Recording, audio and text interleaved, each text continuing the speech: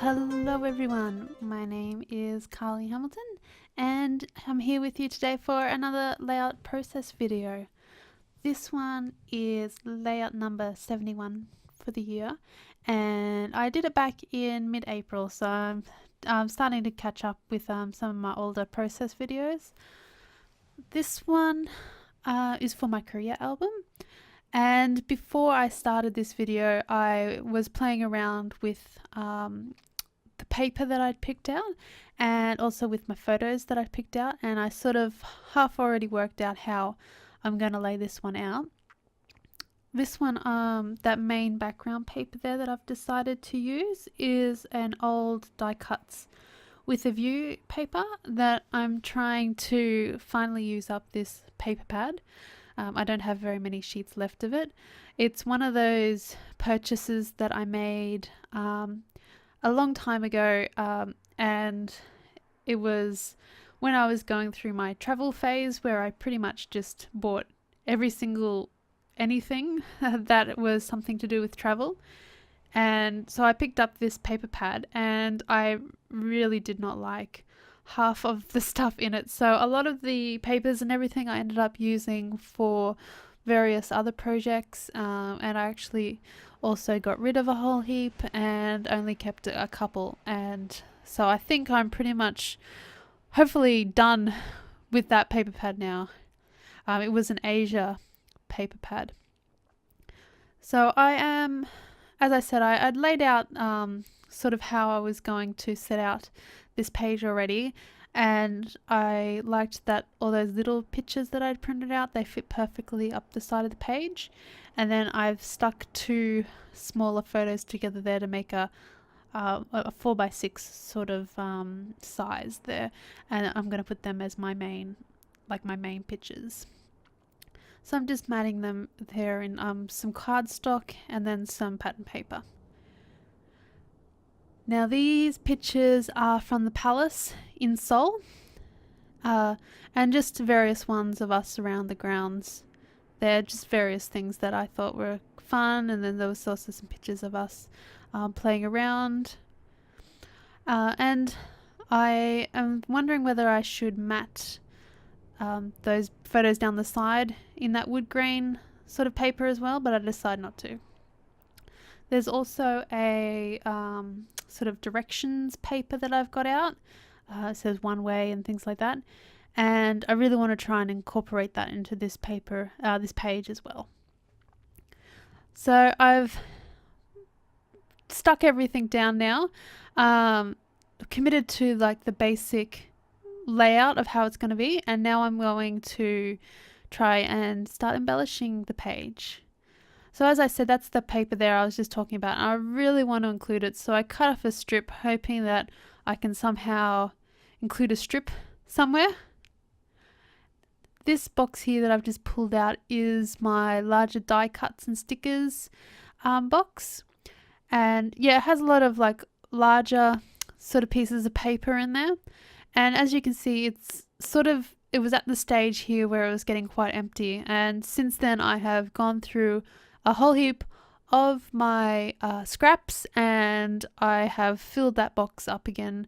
It is full of heaps and heaps and heaps of scraps, so I'm trying to work through that again. Now I like this camera that's on this one, so I fussy cut it out, but I'm not sure if I actually end up using it on this page. I can't quite remember. So a lot of these tags things I've collected from a lot of cut apart sheets and stuff. So if cut apart sheets are really great for layering onto your page. Now I'm thinking I'm going to start layering a whole heap of tags and things behind the page, behind the photo there. So I like to cut off bits of my tags and stuff that don't actually fit on the page, like they're going to be tucked under. And that way I can either use that element again somewhere else in the page, like I'm using the bottom of a tag over to the side there, or else I can stick it back in my box and use it on another page, so that way my stash gets stretched further. Now this strip that I really wanted to use it wasn't going to work on this page. So because I really wanted to use it, I decided to start fussy cutting some of the little arrows off the page, and I start scattering them around this layout. And I quite like the way it looks, except later on you'll see it sort of maybe gets in the way of my title, but oh well. I also cut out some like arrows without any words on it and stuff. I cut out a few more that I don't think I end up using. I think they made it in their way to my little die cut box.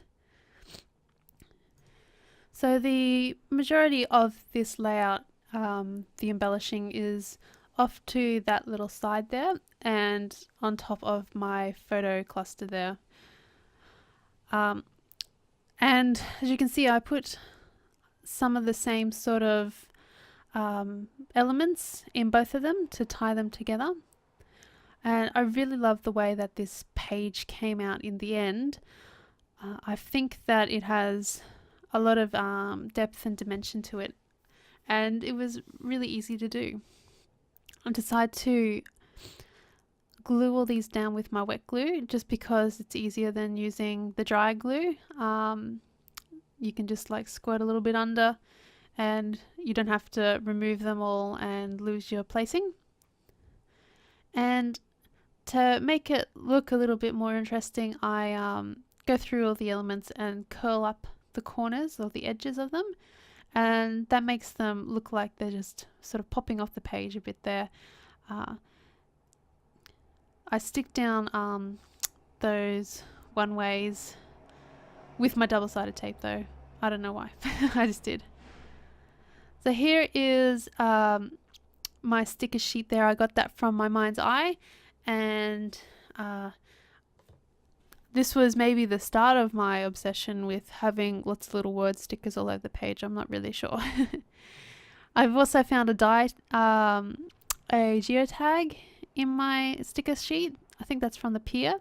And I decided to use a bit of pop-up dots at the top of the geotag, and that helps it look like it's coming off the page.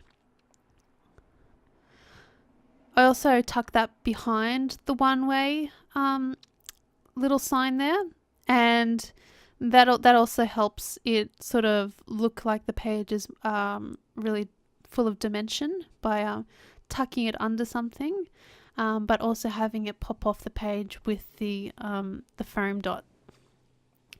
And adding a signature button because I'm all about the buttons.